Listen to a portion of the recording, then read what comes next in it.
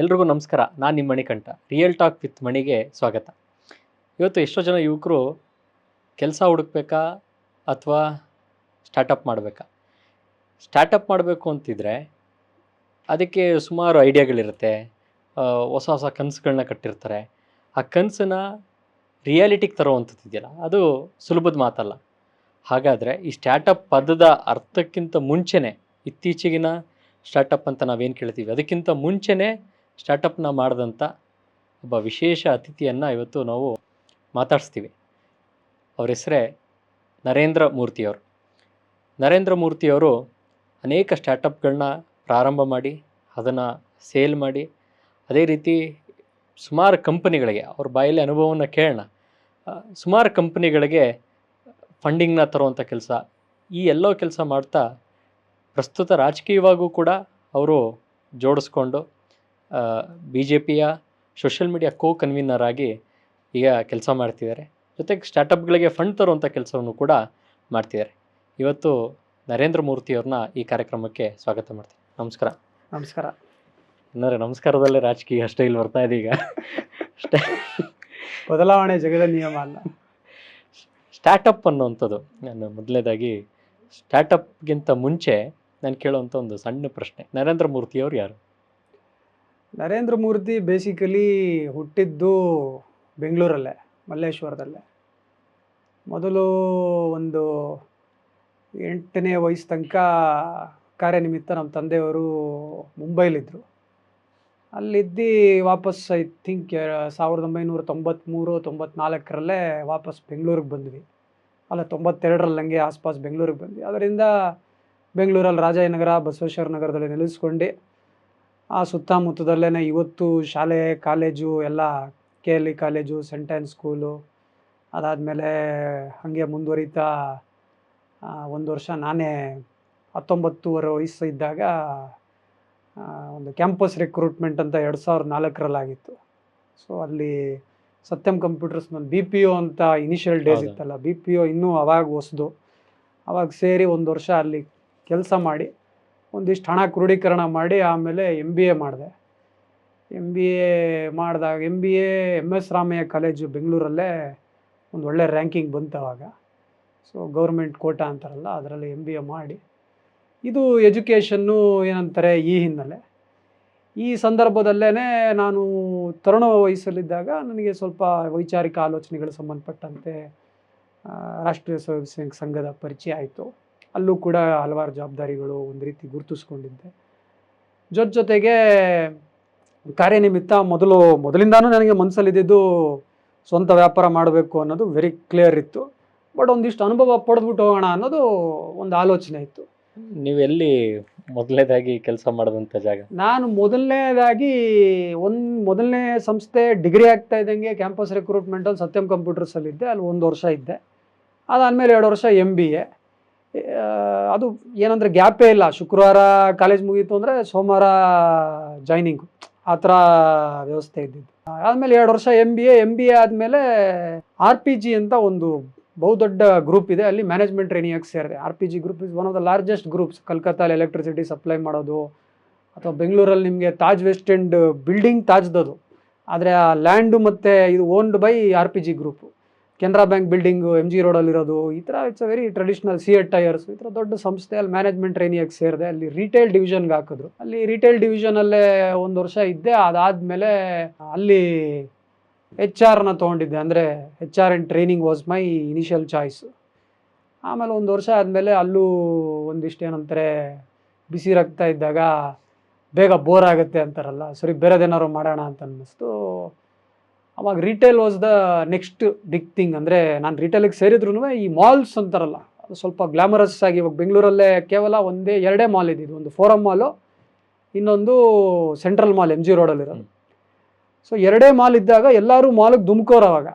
So ನಾನು central ಮಾಲಲ್ಲಿ ನನಗೆ Bengaluru city ಗಮನಿಸೋದಕ್ಕೆ ಅಥವಾ ಆ ಮಾಲ್ ಗಮನಿಸೋದಕ್ಕೆ ಬೆಂಗಳೂರು ಸೆಂಟ್ರಲ್ ಮಾಲ್ HR ಆಗಿ ನನಗೆ ಅವಕಾಶ ಸಿಕ್ತು.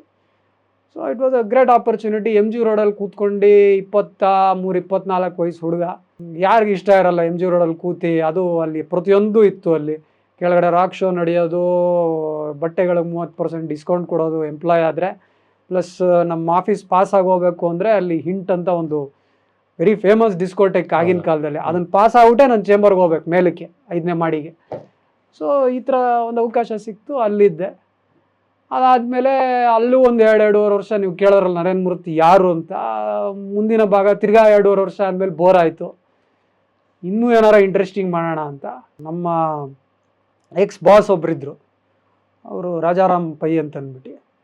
ಅವರು ಮುಂಚೆ ಜೆಟ್ ಏರ್ವೇಸಲ್ಲಿ ಅವರು ಕ್ಯಾಬಿನ್ ಕ್ರೂ ಆಗಿದ್ದರು. ಅದಕ್ಕೂ ಮುಂಚೆ ಹೋಟ್ಲಲ್ಲಿ ವೆಯ್ಟರ್ ಆಗಿದ್ದರು. ಹೋಟ್ಲಲ್ಲಿ ವೆಯ್ಟರ್ ಆಗಿ ಆಮೇಲೆ ಕ್ಯಾಬಿನ್ ಕ್ರೂ ಆಗಿ ಅಲ್ಲಿ HR ಆಗಿದ್ರು ಅಲ್ಲಿ ಜೆಟ್ ಏರ್ವೇಸಲ್ಲಿ. ಅವ್ರು ನೋಡಿ ಹಿಂಗಿದೆ ಒಂದು ಜೆಟ್ಟಲ್ಲಿ ಅವಕಾಶ ಇದೆ, ಹೋಗು ನಿನಗೆ. ಇಲ್ಲ ಆಯ್ತಲ್ಲ 2-3 ವರ್ಷ ಆಯ್ತಲ್ಲ ಅಂತಂತ ಅವರು ಸಲಹೆ ಕೊಟ್ಟರು. ಸಲಹೆ ಮೀರಿಗೆ ಜೆಟ್ ಏರ್ವೇಸ್ಗೆ regional head of HR for Karnataka and undivided Andhra. So this was the corporate. ಅಂದರೆ ಒಂದು 5-6 ವರ್ಷ ಅನುಭವ ಆಯಿತು. ಆಮೇಲೆ ನೆಕ್ಸ್ಟ್ ಇನ್ನೇನು ಸ್ವಂತ ವ್ಯಾಪಾರ, ನೀವಾಗಲೇ ಕೇಳಿದ್ರಲ್ಲ ಸ್ಟಾರ್ಟಪ್ಪು ವ್ಯಾಪಾರ. ಸೊ ವ್ಯಾಪಾರಕ್ಕೆ ಸಂಬಂಧಪಟ್ಟಂತೆ ಏನೋ ಮಾಡಬೇಕು ಅಂತ ಹುಮ್ಮಸ್ಸಿತ್ತು. ಜೆಟ್ ಏರ್ವೇಸಲ್ಲಿ ರಿಸೈನ್ ಮಾಡಿಬಿಟ್ಟೆ ನಾನು. ಅಂದರೆ ಎಲ್ಲ ರೀತಿ ಸೌಲಭ್ಯ, ಮನೆ ಎದುರುಗಡೆ AC ಕಾರ್ ಬರೋದು, ಕರ್ಕೊಂಡು ಹೋಗೋದು, ಅದು ವೆರಿ ಏನಂತಾರೆ ವೆಲ್ ಆಫ್. ಇದು ನಮಗೆ ಕೂತ್ಕೊಳ್ಳೋಕ್ಕೊಂದು cabin, waiting room. I was one of the youngest ಏನಂತಾರೆ persons was heading a department. ಎಲ್ಲ ವಯಸ್ಸಾದವ್ರು, ದೊಡ್ಡವ್ರು ಇದ್ದಿದ್ದು. ರಿಸೈನ್ ಮಾಡಿದೆ. ಒಂದು 3 ತಿಂಗಳು ರಿಸೈಗ್ನೇಷನ್ ಎಕ್ಸೆಪ್ಟ್ ಮಾಡಲ್ಲ, ಇವೆಲ್ಲ ಮಾಮೂಲಿ. ಸ್ವಲ್ಪ ಕಾರ್ಪೊರೇಟಲ್ಲಿ ಇದ್ದೇ ಇರುತ್ತೆ, ಪೇಪರ್ ಹಾಕಮೇಲೆ ಕಾಯಿಸ್ಲೇಬೇಕು. ಸೊ ಬೇಡ ಬಿಡಬೇಡ ಅಂತೆಲ್ಲ ಹೇಳ್ತಾ ಇದ್ರು. ಇಲ್ಲ ನಾನು ಬಿಡ್ತೀನಿ ಅಂಥೇಳಿ. ಏನು ಬಿಸ್ನೆಸ್ ಮಾಡಬೇಕು ಅಂತ ಗೊತ್ತಿಲ್ಲ, ಒಟ್ಟೊಳಗೆ ಮಾಡಬೇಕು ಅಂತ. ಹಂಗೆ ಹೋಗ್ತಾ ಹೋಗ್ತಾ ಏನಾಯಿತು, ನಮ್ಮ ಸ್ನೇಹಿತ ಒಬ್ಬ, ನನ್ನ MBA ಕ್ಲಾಸ್ಮೇಟ್ ಒಬ್ಬ ವೀರಣ್ಣ ಗೌಡ ಅಂತ, ನಾನು ರಾಯಚೂರಿಂದ ಬಂದಿದ್ದ, ಅತಿ ಗ್ರಾಮೀಣ ಪ್ರದೇಶದಿಂದ ಬಂದಿರೋನು. ನಾನು ಬೆಂಗಳೂರಲ್ಲಿ ಹುಟ್ಟು ಬೆಳೆದವನು. ಸರಿ ಏನು ಮಾಡೋಣ ನಾನು ಅವನು ಕೂತಿ ಹಂಗೆ, ಅವನು ಹಿಂಗೆ ಏನೋ ಮಾಡಬೇಕು, ನಾನು ಹಿಂಗೆ ಏನೋ ಮಾಡಬೇಕು ಅಂತ ಅಕ್ಕಿ ಬೆಳೆ ಬಿಸ್ನೆಸ್ ಮಾಡೋಣ ಅಂತಂತ ಹಂಗೆ ಬಂತು ಮೈಂಡಿಗೆ. ಏನು ಮಾಡ್ಬೋದು ಅಂತಂದರೆ, ನಾನು ಹೆಂಗೂ ರಿಟೇಲ್ ಬ್ಯಾಕ್ಗ್ರೌಂಡಿಂದ ಬಂದಿದ್ನಲ್ಲ. ಸೊ ನಮ್ಮ ಮನೇಲೆ ಮುಂಚೆ ನಮ್ಮ ತಾಯಿ ಎಲ್ಲ ಹಿಟ್ ಕೊಡಿ ಅಂತಂದವರು. ಈಗ ಆಗ ಆಲ್ರೆಡಿ ಅನ್ನಪೂರ್ಣ ಕೊಡಿ, ಪಿಲ್ಸ್ಬರಿ ಕೊಡಿ ಅಂತ ಬ್ರ್ಯಾಂಡಿಂಗ್ ಶುರುವಾಗಿ ಹೋಗಿತ್ತು. ಸೊ ನಾವು ಯಾಕೆ ಅಕ್ಕಿಗೆ ಇನ್ನೂ ಬ್ರ್ಯಾಂಡ್ ಬಂದಿಲ್ಲ, ಪಿಲ್ಸ್ಬರಿ ಆಟಲ್ಲಿ ಬರ್ಬೋದು ಅಂದರೆ ಇದರಲ್ಲೂ ಬ್ರ್ಯಾಂಡ್ ಬರ್ಬೋದಲ್ಲ, ನಾವು ಒಂದು ಬ್ರ್ಯಾಂಡ್ ಮಾಡ್ಬೋದು ಅಂತ ಹೊರಟ್ವಿ ನಾವು. ಅಂದರೆ ಮಾಡಿ ಬ್ರ್ಯಾಂಡಿಂಗು. ಪ್ಲಸ್ ನನಗೆ ರಿಟೇಲ್ ಬ್ಯಾಕ್ಗ್ರೌಂಡ್ ಇತ್ತಲ್ಲ. ಅವ್ರ ತಂದೆ ಎಲ್ಲ ಅಲ್ಲಿ ಕೃಷಿಕರು ಆಗಿದ್ರು, ಸುಮಾರು ಎಕರೆ ಜಮೀನಿತ್ತು. ಪ್ಲಸ್ ಅವ್ರಿಗೆ ಏನಂತಾರೆ ಈ ರೈಸ್ ಮಿಲ್ಗಳ ನೆಟ್ವರ್ಕ್ ಇತ್ತು ಅವ್ರಿಗೆ. ಸೊ ಒಂದು ಪರ್ಫೆಕ್ಟ್ ಕಾಂಬಿನೇಷನ್ನು ಅಂತ ಅಂದ್ಬಿಟ್ಟು ಒಂದು ಬ್ರ್ಯಾಂಡ್ ಹುಟ್ಟಾಕಿದ್ವಿ. ಹುಟ್ಟಾಕಿದ್ಮೇಲೆ ಗೊತ್ತಾಯಿತು ಏನಂತಾರೆ ರಿಟೇಲಲ್ಲಿ ನಾವು ರಿಟೇಲಿಂದ ಬಂದಿದ್ರು, ನಾವು ಹೈರ್ ಮಾಡಿದ್ರು ಪರ್ಚೇಸರ್ಸ್ನೂ ಏನು ನಾವು ಹೇಳ್ದಂಗೆ ನಡೆದ್ಬಿಡುತ್ತೆ ಅಂತೇನಿಲ್ಲ. It had its own journey. ಅದಾದಮೇಲೆ ಏನಂತಾರೆ ಪ್ಲಸ್ಸು ಮೈನಸಸ್ಸು ಮುಂದುವರಿತಾ ಹೋಯಿತು. ನಾನು ಹೇಳೋದು ಯಾವಾಗಲೂ ಯಾವುದೇ ಬಿಸ್ನೆಸ್ ಮಾಡಬೇಕಾದ್ರೆ ಸಾಮಾನ್ಯವಾಗಿ 2 ವರ್ಷಕ್ಕೆ ಬದಲಾಗುವಂಥದ್ದು, ಅದು ಒಳ್ಳೆಯದೇ ಕೆಟ್ಟದ ಸರ್? ಬಿಸ್ನೆಸ್ ಮಾಡಬೇಕು ಅಂದರೆ ನನಗೊಬ್ಬರು ಹಿರಿಯರೊಬ್ಬರು ನಮಗೆ ಮೆಂಟರ್ ಅಂತಿದ್ದಾರೆ, ವಾಸುದೇವ್ ಅವಧಾನಿ ಅಂತ. ಅವರು L&Tನಲ್ಲೇ ಬೋರ್ಡಲ್ಲಿದ್ದರು, ಟಾಟಾ ಸನ್ಸಲ್ಲಿದ್ದರು. ಅವರು IIM ಬ್ಯಾಂಗ್ಳೂರಲ್ಲೇ ನಾನು ನನ್ನ ಕಂಪ್ನಿ ಈಗ ಹೇಳೋನಲ್ಲ ಸಂಸ್ಥೆ, ಅದಕ್ಕೆ ಇನ್ಕ್ಯುಬೇಷನ್ಗೆ ಒಂದು ಅವಕಾಶ ಸಿಕ್ಕಿತ್ತು. ಇನ್ಕ್ಯುಬೇಷನ್ಗೆ ಆಗಲಿಲ್ಲ, ಬಟ್ ಆದರೂ ಇವ್ರ ಸಂಪರ್ಕ ಬೆಳೀತು. ಅವ್ರು ಇವತ್ತಿಗೂ ನನ್ನ ಸಂಪರ್ಕದಲ್ಲಿದ್ದಾರೆ. ಅವರೇನಂದಿದ್ರು ಅಂದರೆ,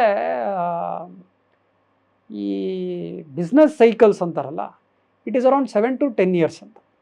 ಮಿನಿಮಮ್ 7 years ಮಾಡಬೇಕು. ಯಾವುದೇ ವ್ಯಾಪಾರ ಒಂದು ಮಾಡಲ್ ಇತ್ತು ಅಂದರೆ, ಎಷ್ಟೇ ಫಾಸ್ಟ್ ಪೇಸ್ಡ್ ಎನ್ವಿರಾನ್ಮೆಂಟ್ ಇದ್ರೂ ಒಂದು 7 ವರ್ಷ ಮಾಡ್ತು ಅಂತಂದರೆ 7 ರಿಂದ 10 ವರ್ಷದ ಮಧ್ಯ ನೀವೊಂದು ಸೈಕಲ್ ನೋಡೋಕ್ಕಾಗತ್ತೆ ಅಂತ ಇರೋದು. ಬೇರೆ ಮಿನಿಮಮ್ ಅರೌಂಡ್ ಸ್ವಲ್ಪ ಲಕ್ಕಿತ್ತು ಅಂದರೆ ಒಂದು ಸ್ಟಾರ್ಟಪ್ಪಲ್ಲೇ ಒಂದು 5 ರಿಂದ 6 ವರ್ಷದೊಳಗೆ ಮುಗಿಸ್ಬೋದು ಅಂತ.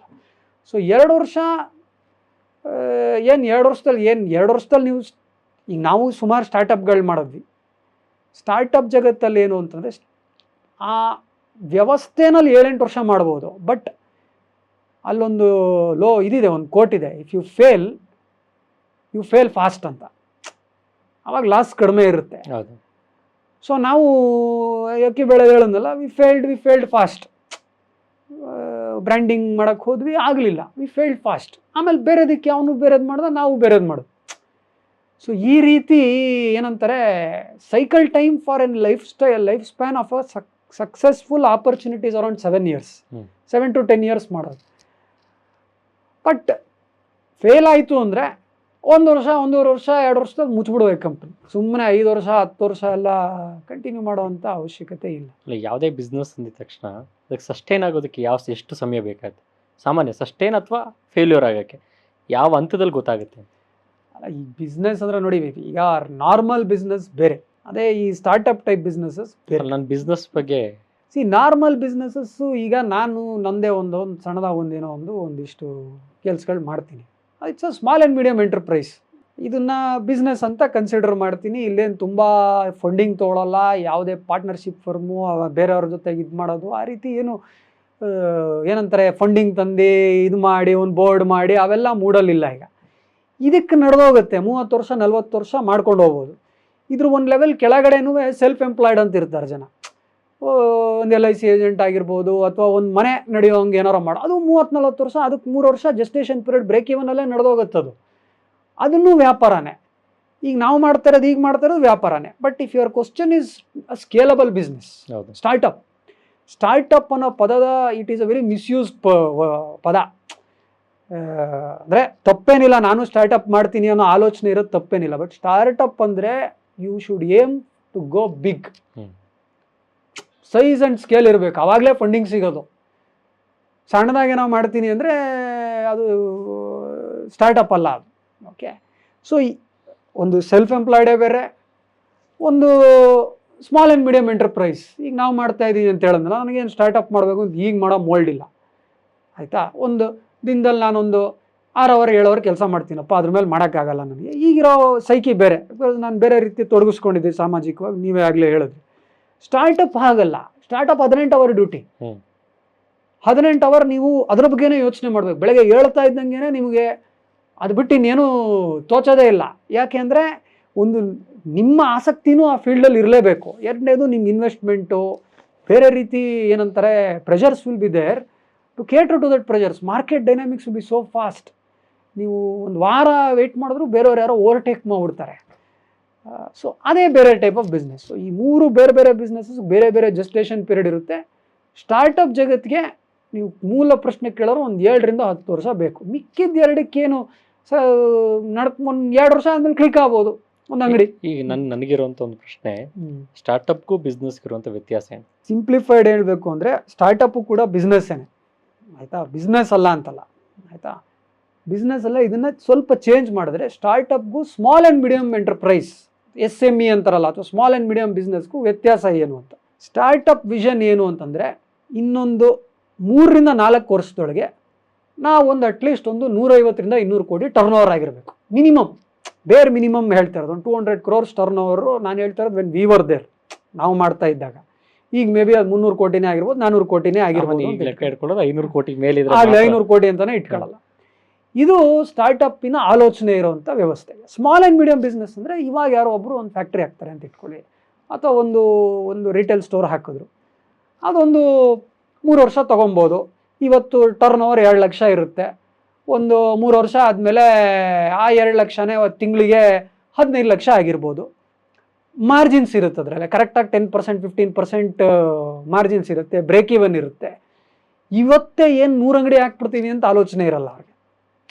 ಯಾರು ಆ ಒಂದು ಅಂಗಡಿಯಿಂದ 100 ಅಂಗಡಿ ಹಾಕ್ತೀನಿ ಅಂತ ಯೋಚನೆ ಮಾಡ್ತಾನಲ್ಲ, ಅವ್ನಿಗೆ ಇನ್ವೆಸ್ಟ್ಮೆಂಟ್ ಬೇಕು, ಫಂಡಿಂಗ್ ಬೇಕು. ಅವನು 10% ಮಾರ್ಜಿನ್ ಮನೆ ನಡೀಲಿ ಅಂತಿರಲ್ಲ, ಅವರು 2% first may be initially loss leadership ಮಾಡ್ಬೋದು, ಮಾಡಿ ಮಾರ್ಕೆಟ್ ಕ್ಯಾಪ್ಚರ್ ಮಾಡಿ ಆವಾಗ ಅದು ಸ್ಟಾರ್ಟಪ್ ಆಗುತ್ತೆ. ಗೊತ್ತಾಯ್ತಲ್ಲ ವ್ಯತ್ಯಾಸ. So startup very clearly it has to have a vision to scale very quickly. Okay, ಈ ಸ್ಟಾರ್ಟಪ್ ನಾನು ಮಾಡ್ತಿದ್ದೀನಿ ಅನ್ನೋರಿಗೆ ಅವ್ರಿಗೆ ಯಾವ ರೀತಿಯಾದಂಥ ರೋಡ್ ಮ್ಯಾಪ್ ಹಾಕೊಳ್ಬೇಕು ಅಂತ? ಈಗ ಜಗತ್ತು ಭಾಳ ಬದಲಾಗಿದೆ.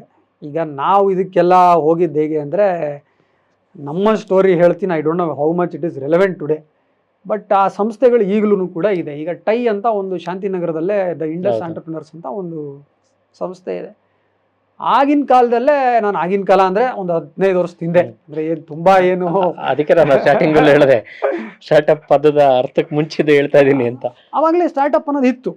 15 ವರ್ಷದ ಹಿಂದೆ ನಮಗೆ ಒಳ್ಳೆ ಮೆಂಟ್ರಿಂಗ್ ನಡೆಯೋದು ಅವಾಗ. ಅಂದರೆ ಈಗಿನ ಡೇಟಲ್ಲೇ ಭಾಳ ಪ್ರಸಿದ್ಧರಿದ್ದಾರೆ, ಸುಮಾರು ಜನ ನಮಗಲ್ಲಿ ಬಂದು ಒನ್ ಆನ್ ಒನ್ ನಮ್ಗೆ ಈ ಥರ ಕೂತ್ ಮಾತಾಡೋಕ್ಕೆ ಅವಕಾಶ ಸಿಗೋದು. ಬಂದು ಹೇಳೋರು ಏನು ಮಾಡಬೇಕು, ಯಾವ ಥರ ಮಾಡಬೇಕು, because ecosystem was still evolving. Okay, ಆ ಥರ ಆವಾಗ ಟೈ ಅನ್ನೋದೊಂದು ಸಂಸ್ಥೆನಲ್ಲೇ ನಾವು ಎಂಗೇಜ್ ಆದ್ವಿ. ಅವರು ಸುಮಾರು ಇವೆಂಟ್ಸ್ ಮಾಡೋರು, ಬೇರೆ ಬೇರೆ ರೀತಿ ಸಣ್ಣ ಸಣ್ಣ ಸಣ್ಣ ಇವೆಂಟ್ಸ್, ಅಂದರೆ ಈ ದೊಡ್ಡ ದೊಡ್ಡ ಇವೆಂಟ್ ಅಲ್ಲ, ಚಿಕ್ಕ ಚಿಕ್ಕ ಒಂದು 20 ಜನ 30 ಜನ ಸೇರ್ತೀವಿ. ಒಂದು ಫೋಕಸ್ ಗ್ರೂಪ್ಸ್ ಇರೋದು, ಸೋಷಿಯಲ್ ಎಂಟರ್ಪ್ರೆನರೈಸ್ ಮಾಡೋರೆ ಒಂದು 20 ಜನ ಇರ್ತಾ ಇದ್ವಿ ಬೆಂಗಳೂರಲ್ಲಿ, ಅವರೇ ಸೇರೋರು. ಫುಡ್ ರಿಲೇಟೆಡ್ ಸ್ಟಾರ್ಟಪ್ಸ್ ಮಾಡೋರು ಒಂದು 20 ಜನ ಇರೋರು, ಅವ್ರು ಸೇರ್ತಾಯಿದ್ರು. ನೆಟ್ವರ್ಕಿಂಗ್ ಆಗೋದು, ನಾವು ಅವ್ರಿಗೆ ಸಪ್ಲೈ ಮಾಡ್ಬೋದು, ಅವ್ರು ನಮಗೆ ಸಪ್ಲೈ ಮಾಡ್ಬೋದು.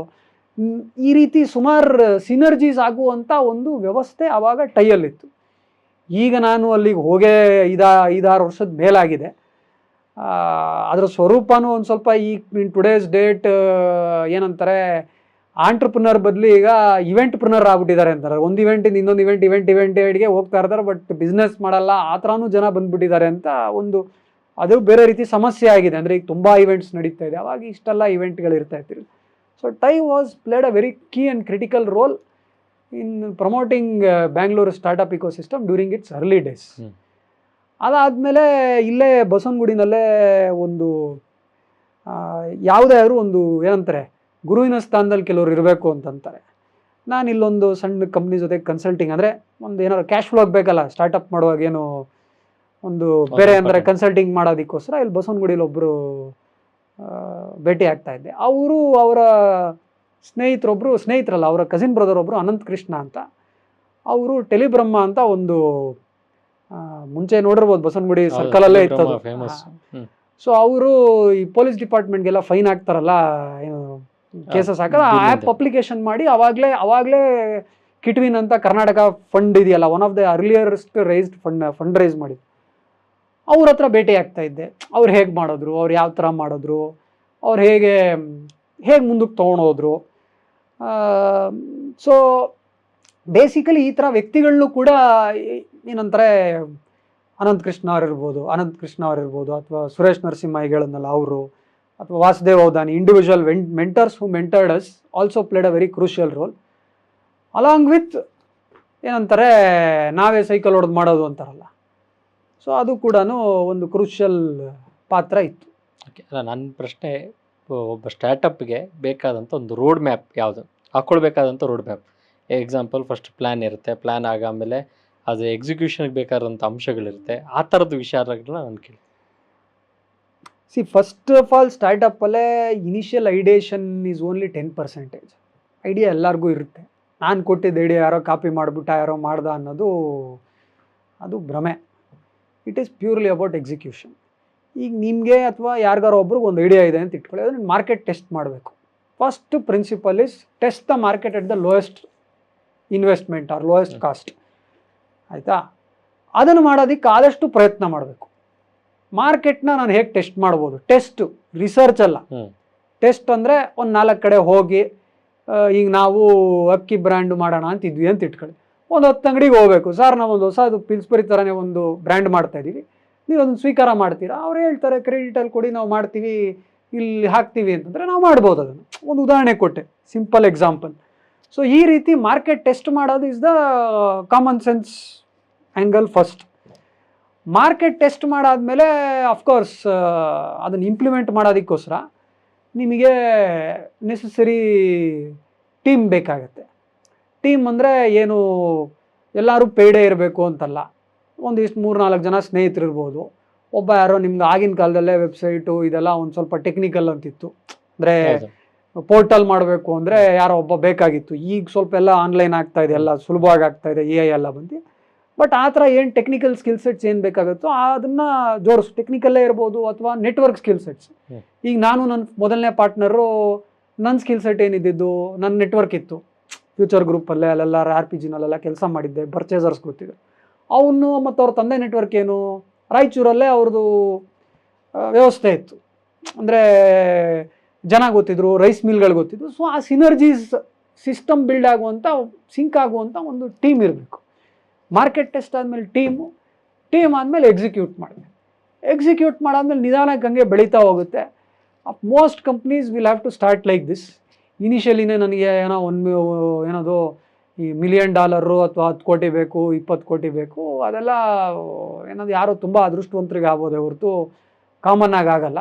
ಸ್ವಲ್ಪ ನೀವೇ ಬಂಡವಾಳ ಹಾಕ್ಬೇಕಾಗಿ ಬರುತ್ತೆ, ಬೇರ್ ಮಿನಿಮಮ್ ಮಾರ್ಕೆಟ್ ಟೆಸ್ಟ್ ಮಾಡಬೇಕಾಗಿ ಬರುತ್ತೆ.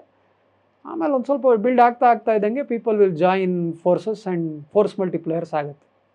ಓಕೆ, ಈಗ ಈ ರೋಡ್ ಸೈಡಲ್ಲಿ ಯಾರೊಬ್ಬ ಗಾಡಿನ ಮಾಡ್ತಾನೆ, ಯಾವುದೋ ಒಂದು ಫುಡ್ ಟ್ರಕ್ ಬಿಸ್ನೆಸ್, ಏನೋ ಒಂದು ಟ್ರಕ್ಕಲ್ಲಿ ಇಡ್ಲಿ ಮಾಡ್ತಾನೆ, ಅದು ಕೂಡ ಸ್ಟಾರ್ಟಪ್ ಅಲ್ವಾ ಅಂತ.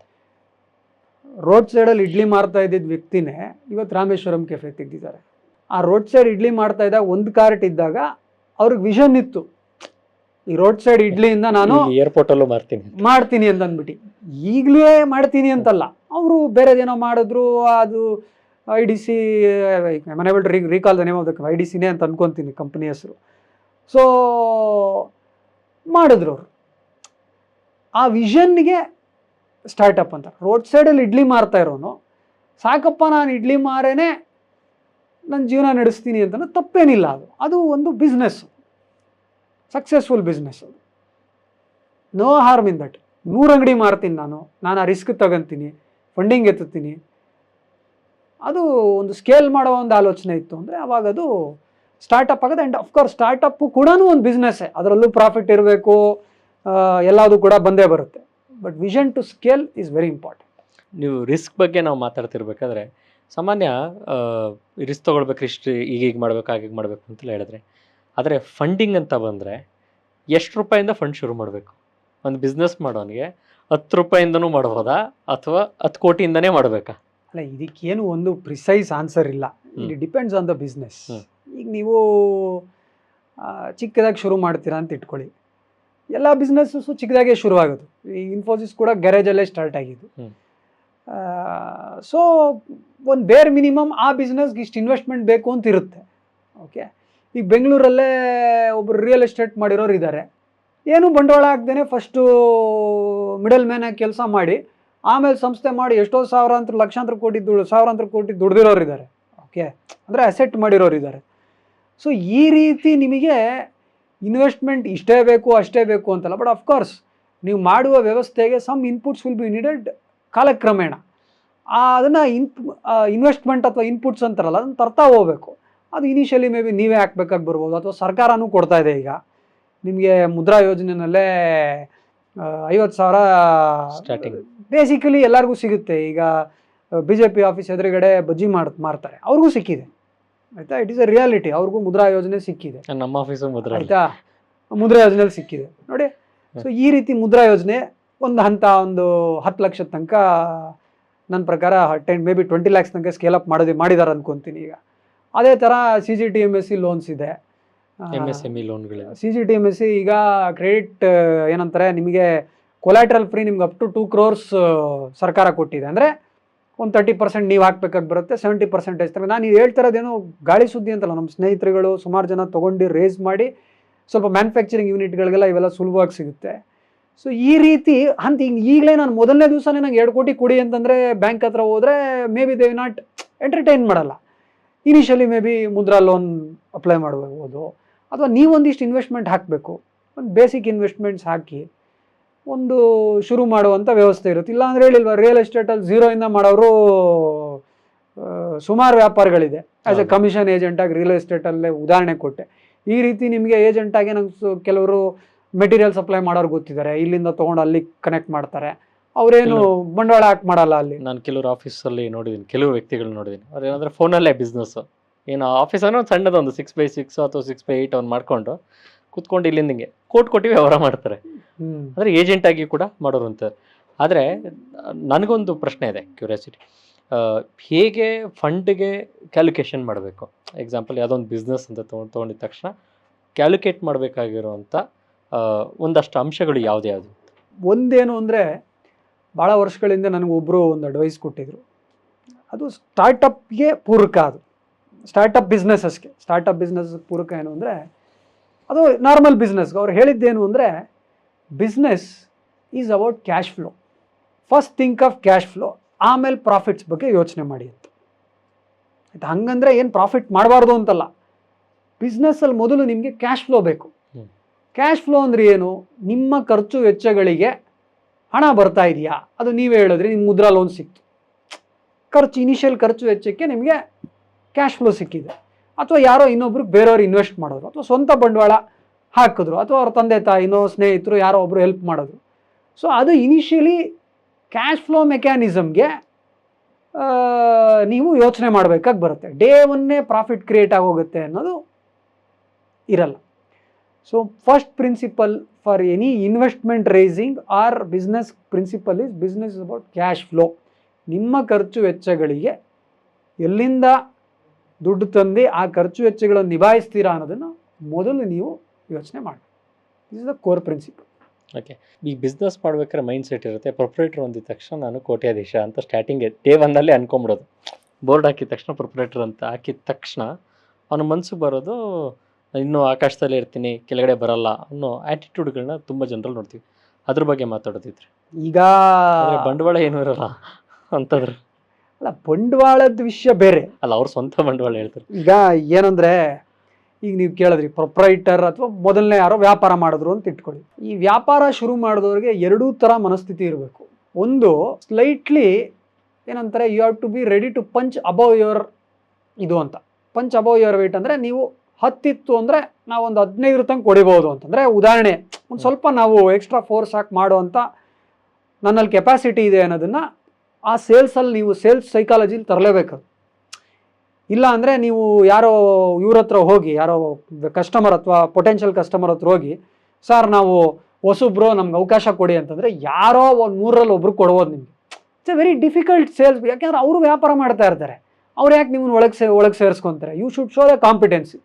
ಹೋದಾಗ ಇಲ್ಲ ನಾನೇ ಐ ಆಮ್ ವೆರಿ ಗುಡ್, ನನಗೆ ಈ ಸಾಮರ್ಥ್ಯ ಇದೆ ಅಂತ ತೋರಿಸುವಂಥ ಒಂದು ಸೇಲ್ಸ್ ಮೆಕ್ಯಾನಿಸಮ್ ಅಥವಾ ಒಂದು ಪಂಚ್ ಅಬೌವ್ ಹೊಡೆಯೋದನ್ನು ಆ ಮನಸ್ಥಿತಿ ಇರಬೇಕು. ತಪ್ಪೇನಿಲ್ಲ. ಈಗ ನೀವು ಹೇಳಿದ್ರಲ್ಲ, ನಾನು ಅನ್ನೋದು ಒಂಚೂರು ಇರಲೇಬೇಕು. ಅವನೇ ಇನ್ಫ್ಯಾಕ್ಟ್ ಆಂಟ್ರಪ್ರನರ್ ಅನ್ನೋ ಪದದ ಅರ್ಥ ಒಬ್ಬರು ಹೇಳಿದರು ನನಗೆ, ಅದು ಒಂದು ಸಂಸ್ಕೃತ ಪದದಿಂದ ಬಂದಿದೆಯಂತೆ, ಅಂತರ್ಪ್ರೇರಣ ಅಂತ. ಅಂತರ್ಪ್ರೇರಣ ಇಲ್ಲದೇನೆ ನೀವು ಆಂಟ್ರಪ್ರನರ್ ಆಗೋಕ್ಕಾಗಲ್ಲ ಅಂತ. ಸೊ ಅಂತರ್ಪ್ರೇರಣ ಇರೋನ್ಗೆ ಆ ಕಾನ್ಫಿಡೆನ್ಸ್ ಇರಲೇಬೇಕು, ಅದು ಒಳಗಿಂದ ಬರುತ್ತದೆ. ಎರಡನೇದು ಏನು ಅಂದರೆ, ನೀವು ಹೇಳಿದ್ರಿ ಆಗಲೇ, ತಲೆಗತ್ಬಿಟ್ಟಿರುತ್ತೆ ಕೆಲವರಿಗೆ, ನಾನು ಇನ್ನೂ ವ್ಯಾಪಾರ ಶುರು ಮಾಡಿಬಿಟ್ಟಿದ್ದೀನಿ. ಈಗ ನಾವು ಶುರು ಮಾಡಿದಾಗ, ಉದಾಹರಣೆಗೆ ನಾವು ರಾಜರಾಜೇಶ್ವರಿ ನಗರದಲ್ಲಿ ಗೋಡೌನ್ ಮಾಡಿದ್ವಿ. ನಾನು ನನ್ನ ಪಾರ್ಟ್ನರ್ ವೀರನ್ಗೌಡ, ಅವನು ICICI ಬ್ಯಾಂಕ್ ಬಿಟ್ಟು ಬಂದಿದ್ದ. ನಾನು ಜೆಟ್ ಏರ್ವೇಸು ಆಗಲೇ ಹೇಳಿದ್ನಲ್ಲ, AC ರೂಮು AC ಕಾರು ಬಿಟ್ಟು ಅಲ್ಲಿಗೆ ಬಂದಿದ್ದು. ಒಂದು ದಿವಸ ಒಂದು ಲಾರಿ ಲೋಡು ರಾಯಚೂರಿಂದ ಬಂದಾಗ ಅಲ್ಲಿ ಲೋಡರ್ಗಳು ಸಿಗಲಿಲ್ಲ ನಮಗೆ. ಈಗ ಲಾರಿ ಓಡಬೇಕು ವಾಪಸ್ಸು. 1 ಅವರ್ 2 ಅವರ್ ಮೇಲೆ ವೆಯ್ಟಿಂಗ್ ಪೀರಿಯಡ್ ಇರಲ್ಲ. 2 ಅವರ್ ಮೇಲೆ ಅವ್ರು ಓಡದೆ ಹೋದರೆ ಇನ್ನೊಂದು ದಿವಸ ಚಾರ್ಜ್ ಮಾಡಿಬಿಡ್ತಾನೆ, ಎಕ್ಸ್ಟ್ರಾ ದಿವಸ ವೆಯ್ಟಿಂಗ್. ಗಾಡಿ ಓಡೋ ಚಾರ್ಜ್ ಅದು, ನಿಂತ್ರೂ ಚಾರ್ಜ್ ಅದು. ಈಗ ಏನು ಮಾಡೋದು? ಲಾರಿ ಡ್ರೈವರು, ಅವನು ಹೆಲ್ಪರು, ಅದು ಬಿಟ್ಟರೆ ನಾವಿಬ್ಬರು ಒಂದು ಲಾರಿ ಅನ್ಲೋಡ್ ಮಾಡಿದ್ವಿ ನಾವು, ಆಯಿತಾ? ಆ ಮಡಿವಂತಿಕೆ ಇರೋ ಸಾಧ್ಯತೆ ಇಲ್ಲ. ಹಾಗನ್ಬಿಟ್ಟು ದಿನನಿತ್ಯ ನಾವು ಲಾರಿ ಲೋಡ್ ಅನ್ಲೋಡ್ ಮಾಡ್ತೀವಿ ಅನ್ನೋದು ಹಂಗಲ್ಲ. ಅದು ಸ್ಟಾರ್ಟಪ್ಪಿನ ದೃಷ್ಟಿಕೋನ ಅಲ್ಲ. ಅದನ್ನು ಹೇಗೆ ಕರೆಕ್ಟ್ ಮಾಡಬೇಕು, ನೆಕ್ಸ್ಟ್ ಟೈಮ್ ಆದಾಗ ಈ ತಪ್ಪಾಗದಂಗೆ ಹೆಂಗೆ ನೋಡ್ಕೊಬೇಕು, ಹೇಗೆ ಇದನ್ನು ಸರಿಪಡಿಸ್ಕೊಬೇಕು ಅನ್ನೋ ಮನಸ್ಥಿತಿನೂ ಇರಬೇಕು. ಸೊ ಒಬ್ಬ ಆಂಟ್ರಪ್ರನರ್ಗೆ ಹೇಳದ್ನಲ್ಲ, ಅಂತರ್ಪ್ರೇರಣೆ ಕೂಡ ಇರಬೇಕು. ಜೊತೆಗೆ ನಾಳೆ ಏನಾರು ಇಂಪಾರ್ಟೆಂಟ್ ಮೀಟಿಂಗ್ ಇತ್ತು ಅಂತಂದರೆ, ನೀವೇನೇ ಏನೋ ರೂಮ್ ಕ್ಲೀನ್ ಆಗಿಲ್ಲ ಅಂದರೆ ಕಸ ಹೊಡೆಯೋನು ಬರೋದಂಗೆ ವೆಯ್ಟ್ ಮಾಡೋದಲ್ಲ. ಸ್ವಲ್ಪ ನೀವು ಪರ್ಕೆ ತೊಗೊಂಡು ಕಸ ಹೊಡೆದು ರೂಮ್ ನೀಟಾಗಿ ಮೇಂಟೈನ್ ಮಾಡೋದ್ರಲ್ಲಿ ಏನೂ ತಪ್ಪಿಲ್ಲ. ನೀವು ಮಾತಾಡ್ತಾ ಹೇಳ್ತಿದ್ರಿ, ಅಂದರೆ ರಿಸ್ಕು ಮತ್ತು ಇದ್ರ ಬಗ್ಗೆ ಓನರ್ ಹೇಗಿರಬೇಕು ಅನ್ನೋದ್ರ ಬಗ್ಗೆ ಮಾತಾಡ್ತಿದ್ವಿ. ಆದರೆ ಈ ಎಲ್ಲ ಇದ್ರ ಜೊತೆಗೆ ಪ್ಲ್ಯಾನ್ಗಳ ಬಗ್ಗೆ, ಈಗ ನನ್ನ ಬಿಸ್ನೆಸ್ ಸಕ್ಸಸ್ ಆಗ್ತಿರುತ್ತೆ, ಆ ಟೈಮಲ್ಲಿ ಎಲ್ಲೋ ಒಂದು ಕಡೆ ಫ್ಲಾಪ್ ಆಗೋಕ್ಕೆ ಶುರು ಆಗುತ್ತೆ. ಆಗ ಪ್ಲ್ಯಾನ್ ಬಿ ಅನ್ನೋದು ಎಷ್ಟು ಇಂಪಾರ್ಟೆಂಟ್ ಆಗುತ್ತೆ?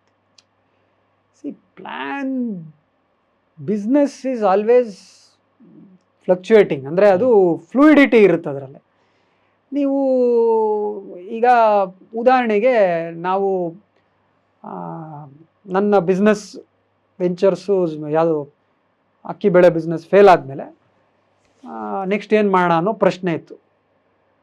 ನಾನು ಸರಿ ಈಗ ನಂದೇ ಸ್ಟಾರ್ಟಪ್ ಆಗಲಿಲ್ಲ, ಒಂದು ರಿಯಲ್ ಸ್ಟಾರ್ಟಪ್ ಜೊತೆಗೆ ಜೋಡಿಸ್ಕೊಳ್ಳೋಣ ಅಂತ ಒಂದು ಆಲೋಚನೆ ಬಂತು. ಹುಡುಕ್ದೆ ಯಾವ್ದಾರ ಒಂದು ಸಣ್ಣದಾಗಿ, ಇನ್ನೂ ಚಿಕ್ಕದಾಗಿರುತ್ತೆ ಕಂಪ್ನಿ, ಸ್ವಲ್ಪ ಫಂಡಿಂಗ್ ಇರ್ಬೋದು. ಸೊ ಒಬ್ರಿಗೆ ಬರದೆ ಅವ್ರನ್ನ ಭೇಟಿ ಆದೆ. ಅವರು ವೆರಿ ಸ್ಮಾಲ್ ಆರ್ಗನೈಸೇಷನ್, ಝೋವಿ ಅಂದ್ಬಿಟ್ಟು ಒಂದು ಫ್ಯಾಷನ್ ಅಪೆರಲ್ ಬ್ರ್ಯಾಂಡ್ ಅದು. I was early bird there. ಒಂದು 50-60 ಜನ ಇದ್ದಾಗ ನಾನು ಹೋಗಿ ಆ ಸಂಸ್ಥೆನ ಸೇರಿದೆ. zovi.com was where we began our well funded startup journey ಅಂತಾರಲ್ಲ. ಸೊ ಆ ಜರ್ನಿ ನಾವು ಏನಂತ ಇದು ಪ್ಲಾನ್ ಬಿ ಅಂತ ಅನ್ಬೋದು ನೀವು, ಆಯಿತಾ. ಅಲ್ಲಿ ಆ ಸಂಸ್ಥೆ ಜೊತೆ ಜೋಡಿಸ್ಕೊಂಡು one of the core team members ಆಗಿ ಮುಂದುವರಿತಾ ಹೇಗೆ ಒಂದು ಸಂಸ್ಥೆ ಫಂಕ್ಷನ್ ಆಗುತ್ತೆ, ಲಾರ್ಜ್ ಫಂಡೆ ಒಂದು ಸ್ಮಾಲ್ ಫಂಡೆಡ್ ಸ್ಟಾರ್ಟಪ್ಪು ಹೇಗೆ 50 ಜನರಿಂದ 350 ಜನ 60 ಜನದ ತನಕ 600 ಜನದ ತನಕ ಹೋಗಿ ಒಂದು $50 ಮಿಲಿಯನ್ ಫಂಡಿಂಗ್ ಹೇಗೆ ಎತ್ತಬೇಕು ಅನ್ನೋ ಒಂದು ಅವಕಾಶ ಸಿಕ್ತು ಅದನ್ನು ಅಲ್ಲಿಗೆ ಹೋಗಿದ್ದಕ್ಕೆ. ಅದು ನನ್ನ ವೈಯಕ್ತಿಕ ಪ್ಲಾನ್ ಬಿ. ಓಕೆ, ಸೊ ಒಂದು ಕಂಪ್ನಿ ಫೇಲ್ ಆದಾಗ ವೈಯಕ್ತಿಕ ಬೇರೆ ಏನು ಮಾಡ್ಬೋದು ಅನ್ನೋದಕ್ಕೆ ಪ್ಲಾನ್ ಬಿ ಆಗಿದೆ. ಈಗ ಆ ಕಂಪ್ನಿಗೂ ಪ್ಲಾನ್ ಬಿ ಇರಬೇಕು. ಒಂದು ವೈಯಕ್ತಿಕ ಪ್ಲಾನ್ ಬಿ ಒಂದು, ಇನ್ನೊಂದು ಆ ಕಂಪ್ನಿಗೂ ಪ್ಲಾನ್ ಬಿ ಇರಬೇಕು. ಝೋವಿನಲ್ಲಿ ನಾವು ಏನಂದರೆ ಝೋವಿ ಏನಾಯಿತು ಅಂದರೆ it was A individual stand alone fashion brand. ನಾವು ದಿನಕ್ಕೆ ಒಂದು ಇನ್ಫ್ಯಾಕ್ಟ್ 2013ರಲ್ಲೆಲ್ಲ IPL 13-14ರಲ್ಲಿ IPL ಅಡ್ವರ್ಟೈಸ್ಮೆಂಟ್ ಮಾಡಿದ್ವಿ. ಈಗಲೂ ಯೂಟ್ಯೂಬಲ್ಲಿ ಹುಡುಕಿದ್ರು ಸಿಗುತ್ತೆ.